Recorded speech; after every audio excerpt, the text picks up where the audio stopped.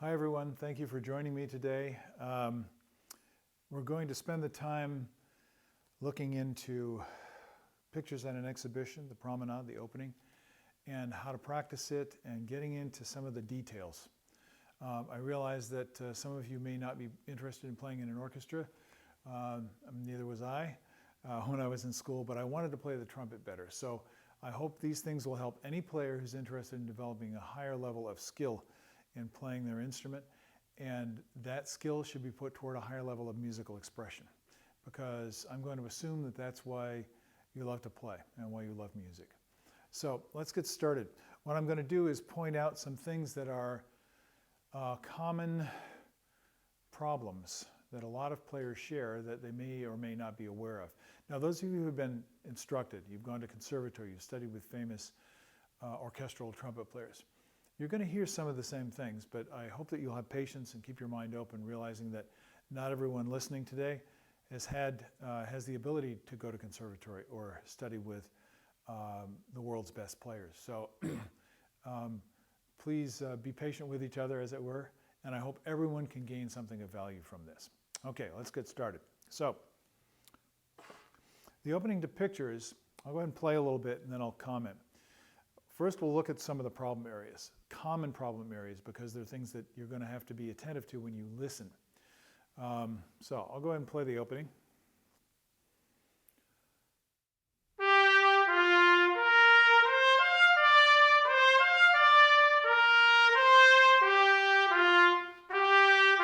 Okay, that's enough. Now, why is that enough? Because there's an awful lot in there. Now you're going to play it again. And being able to play it exactly the same way twice, that's a challenge in itself. But let's look at the specifics. What are some of the things that you're trying to be consistent with? There's an obvious one that anyone who studied this piece knows. Pitch. So you have a lot of open intervals here. And I'm going to make a simple suggestion that many of you are already doing. Use a drone pitch. And what that means is you can use a tuner as long as it's amplified enough. You can use a synthesizer, which is even better. You can get close to a trumpet sound, a synthesized sound, a sampled sound, even better, where you can have a strong pitch that coming through speakers that you can play with. And when you play with it, if I had another trumpet player here, I could show you today, you play with it and you'll get wave interference between the two notes until they come into phase. And when they come into focus with one another and they agree, it's in tune, right? So as you play different intervals, you're going to hear that. And that's called just intonation. In other words, it's based on physics, on the way the notes actually physically agree in the air. And that's the way acoustical musicians play, is through just intonation. So if you're using a tuner, you want to use a just intonation adjustment if you have that in your tuner. Okay? But the best way to practice, I think, is with a drone. And you can set it on various pitches. Tonic is a good place to start.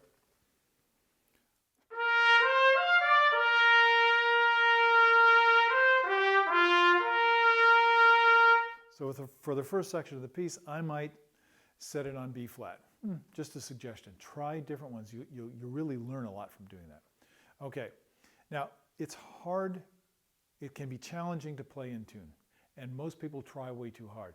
So the first thing I want to suggest, regardless of what level player you are, is that you learn how to produce continuous sound with balanced resonance that does not change. So if I were to sing, oh, oh,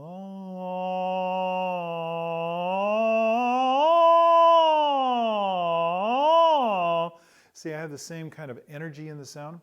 That's exactly what you're trying to do on the trumpet. Now the trumpet, with its characteristics, one is it's basically 7 bugles put together with this valve system. So you have the feelings of the overtone series.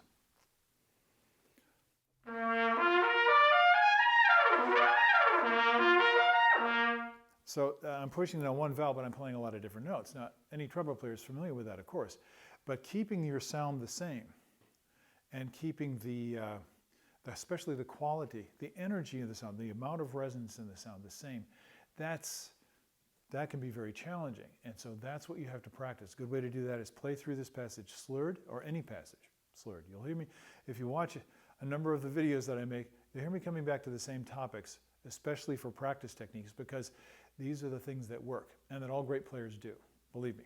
So, slower tempo, I'm just going to listen for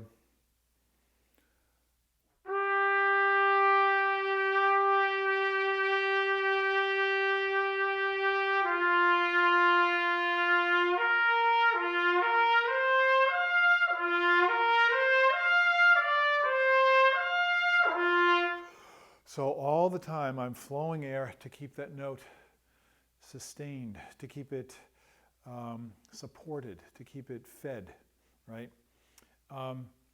In order to keep that sound the same. I can overdrive the air, or I can choke the air off without even realizing it. But if you're listening carefully, you can hear that in the sound. That's the number one ingredient, the beautiful quality of your lyrical sound flowing through this line with a beautiful, continuous ringing tone. Now, on the trumpet, when you have lip slurs,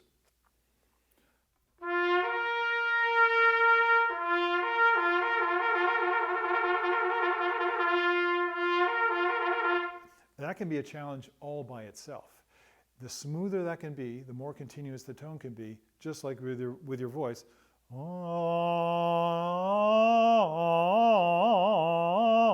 I can go, you see, that's the kind of manipulation we tend to do on the trumpet. So that would be one of the most important things you can concentrate on. Now let's say you have a beautiful sound and it's perfectly connected. When you change range,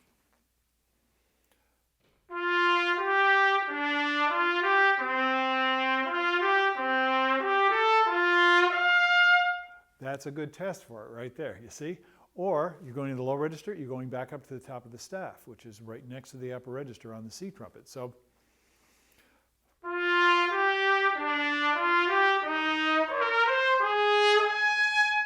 or you're going into the upper register. You're crossing from middle into upper register or from middle into lower register. When you do that very rapidly, it's challenging to stay balanced. So that's one of the primary things to listen for. Just enjoy the beauty of your sound and keep that voice ringing and projecting free, letting it go away from you, not trying to control it here, which we do so much. Let's say that sound is perfect and you've mastered that technique. It might take a while. Might take some significant effort on your part. It's actually one of the hardest things to do on the trumpet, but once you get it, it makes everything else easier.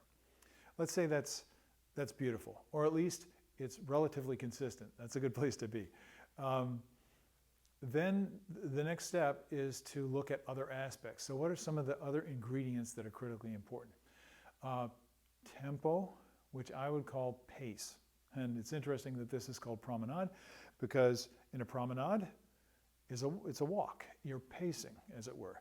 And so the pace is a feeling of movement, a feeling of flow in the movement.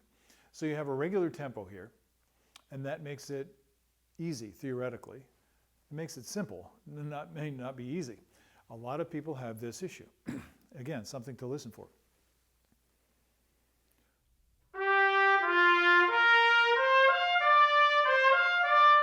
They start to get to the F earlier. So, and that's a very, very common thing. Why is that? Because they're slurring from the C to the F. The F feels like a higher note, and they want to make sure that they get it. So there's a psychological component. This has to be retrained. Now, of course, slow practice, using the metronome. Just listening, recording and listening to yourself. Keep your own beat. Do-we-dum, do-we. Oh, now we're getting into something. There's a feel here.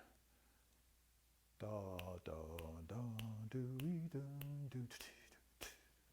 Now, this isn't pop music. It's not swing, right? You're not playing in a big band. But like the famous Duke Ellington said, don't mean a thing if it ain't got that swing. And it's exactly the same thing with classical music. It just expresses itself differently. That swing is the feeling of life, heartbeat, natural motion. So a lot of times you can practice this with a backbeat. And guess what? That slur to the F is a backbeat. Now you can put the metronome on, subdivide it. I've noticed most people don't really pay much attention to the metronome when it's on. If you let it show you, if you let it be the guide, and you yield to it, You develop a finer perception of this internal beat. But the easiest way is just to groove, man. Just make a groove. Because that's what has to be going on here. And I'm going to show you what I mean in terms of this tempo. In terms of the pace, rather.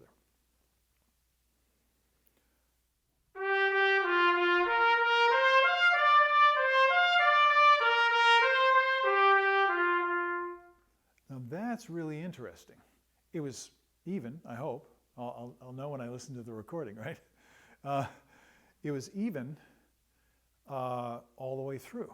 And that helps me with that one problem that many, many people have. So I want you to notice something else about it. And this goes more to the musical quality. So if you're an advanced player, if you're an elite player, or if you're just an advancing player, maybe someone in conservatory or an advanced high school student, these are things that you can do even if the craftsmanship of your time and pitch are not at the level of an experienced orchestral player, right? You can work on these things. What are they? This is about perception. It's about music. So I'm going to play the line as a slur.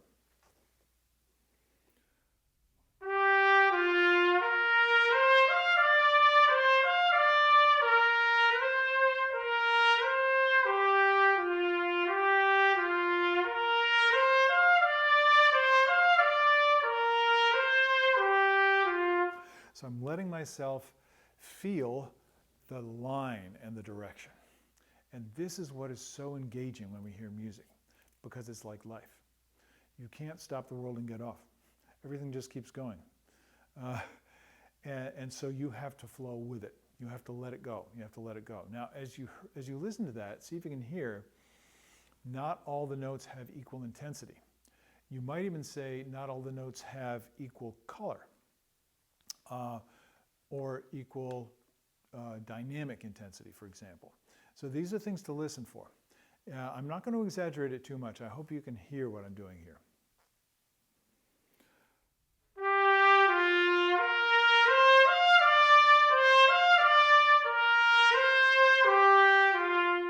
Still slurring.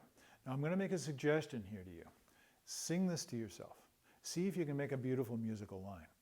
Now here's another thing I do, and this requires a lot more skill, but you don't have to do it at the same time as you're playing, obviously.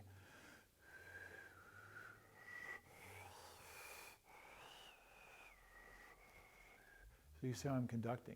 There's a gesture there, and I'm showing just like a good conductor would. I'm not a professional conductor, but I've had some experience. So you have the tempo in you before you start.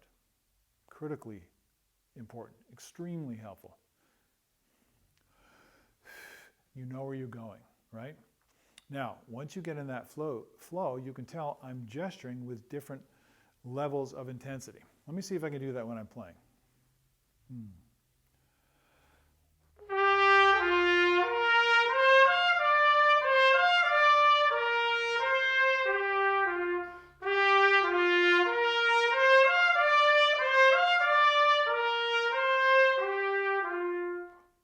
you hear the phrase now? Now, this is what you usually hear when people play it in the orchestra.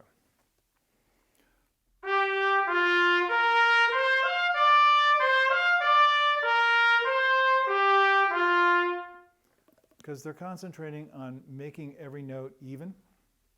They're concentrating on time, for example. They might be concentrating on pitch. They might be concentrating on the articulation at the beginning of the note. Or if they're a more advanced player, maybe the sound of the shape of the note or the release of the notes, right?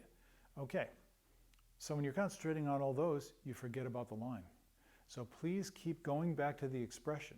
Sing it. Buzz it if you have a skill with doing that. Play it on the piano for yourself. Do anything that'll give yourself the freedom to show you. This is the way I want it to sound. And now you'll be getting someplace. You're tapping into your own talent, your own musical perception, your own sensitivity. You're tapping into your own heart. Now, you still need the skills to do this, and it takes a while, patience and work in order to develop those skills. But there's a great reward. That's what you want to stay with. So we've talked about this. Let me put it back into context for you, and then we'll talk about another thing that is very often a problem for players doing this. And that's the transition between phrases. So I'll play through the first phrase and into the transition.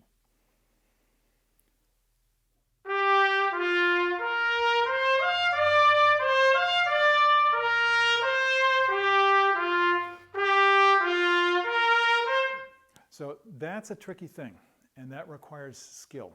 And the skill is something that you have to train. You have to develop it. You have to build it into your playing until it's automatic. So I'll tell you a quick way to practice it in the context of this excerpt. If I tongue 60 notes and I slow the tempo way down, and if this is too complicated, make it simpler. Do it on one pitch. Don't play it in the context of the excerpt, but you'll get the idea in a second.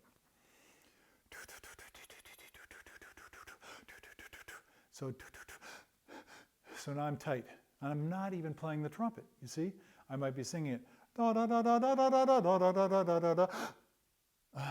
There's the problem. I've got tension in the system, probably before I take the breath. Why? Because my teacher told me, don't lose any time there. Yeah, that's right. Don't lose any time. But I need a breath.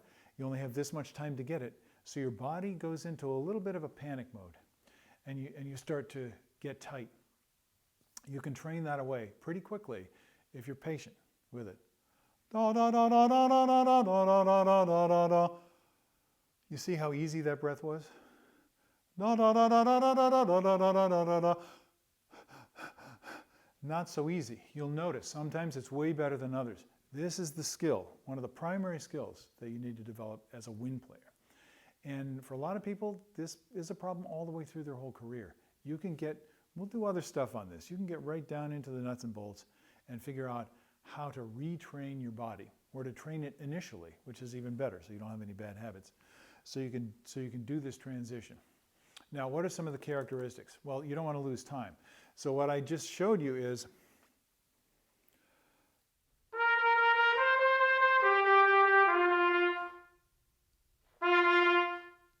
now I have no room to put the air. Now that's not going to be a problem if you played the whole phrase, even if you take a big breath.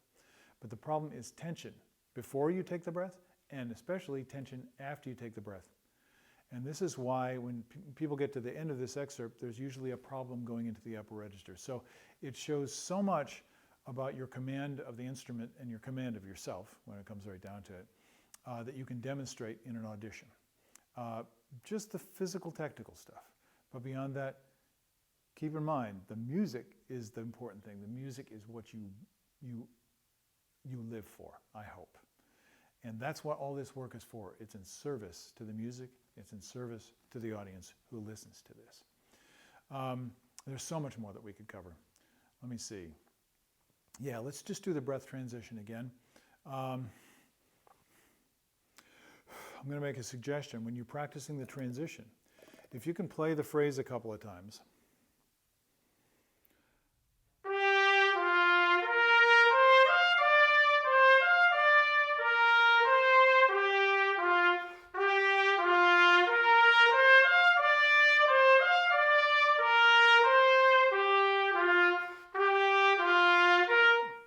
listen to it on a recording. If you don't have the groove all the way through, then you know that you have some work to do.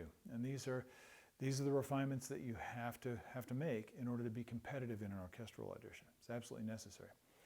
Now, we haven't talked about articulation. And now we get into interpretation. So a lot of people are told, well, the idea is there's a promenade, and this guy it's programmatic music. So you have this fellow is walking into an exhibition of artwork, paintings of his friend who has died recently, and that's part of the whole story. This is true. And so this is these notes are the heel strikes as he walks. Well, see, that's a concept, and that's going to influence the way you play. There's a whole world of possibilities, musical possibilities. We're informed by traditions, the things that people expect. You don't want to go too far away from tradition in an audition, obviously, or people go like, well, that was weird. We don't want that person in our orchestra. But at the same time, you have to make it your own. You must make it your own. You must believe it, understand it, feel it. And this is the kind of depth that will inform everything else that you do on the instrument. Everything that you do, from your sound, the inflection that you use, that sense of pace that I talked about, pretty simple here because it's a straightforward, consistent tempo, and also the sound of your articulation, the musical qualities, I should say, of the articulation. So how do you practice that? Use one note at first because it's easier, or just sing it to yourself. Da, da, da, da, da. No, sounds heavy, sounds clunky. Da, da, da, da, da, da. That sounds a little bit romantic, maybe a little bit, you see there's characteristics. So you have to determine, very much like an actor, and this is another side of it, it's the conceptual, emotional, aesthetic part of it. And it can help, some of you can help, this can help you so much because we concentrate too much on the physical, technical sometimes. What is the character? And it can be any number of things, but one thing I think it is this person is anticipating with pleasure seeing these paintings of his lifelong friend. And so he's coming with a positive feeling in his heart. And there's also a foreshadowing of other things that are going to happen. The Promenade goes into a minor key later, and eventually turns into the Great Gate of Kiev, the final image of the pictures. And it's a wonderful piece. If you don't know it, please listen to it. I also want to recommend to you, listen to pianists play it. You can go on YouTube, and there's a whole list of great pianists, I can tell you. Listen to great pianists play this piece. You'll get a lot of different interpretations. You'll get ideas, and you realize, wow, this was written for piano.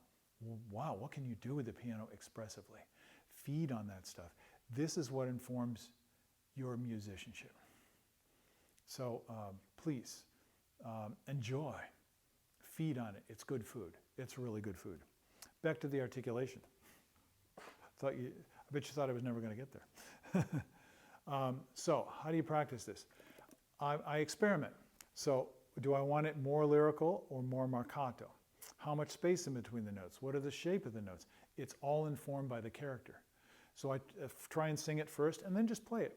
Play it with that spirit in mind. See, I'm envisioning music.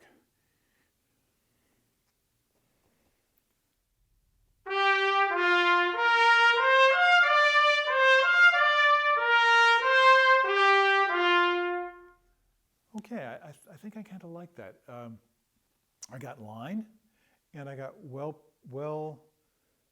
defined notes, articulation. And I also got a gesture in the notes. You see, I didn't go.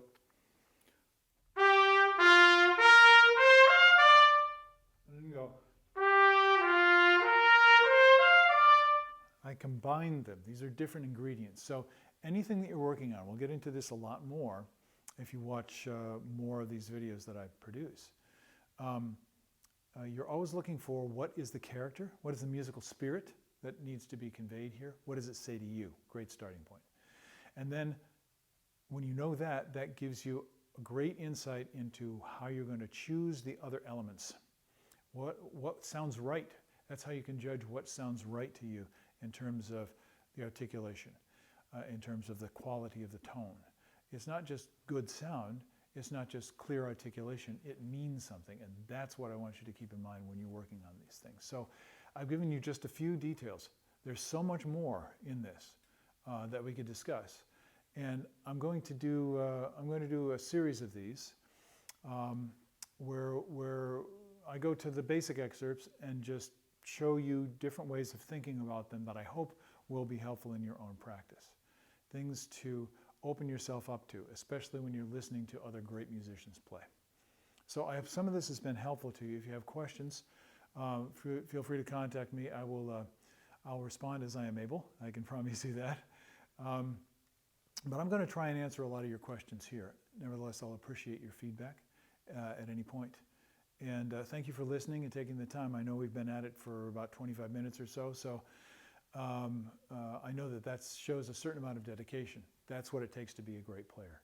So keep up the good work, and I'll see you in the next installment. Bye-bye.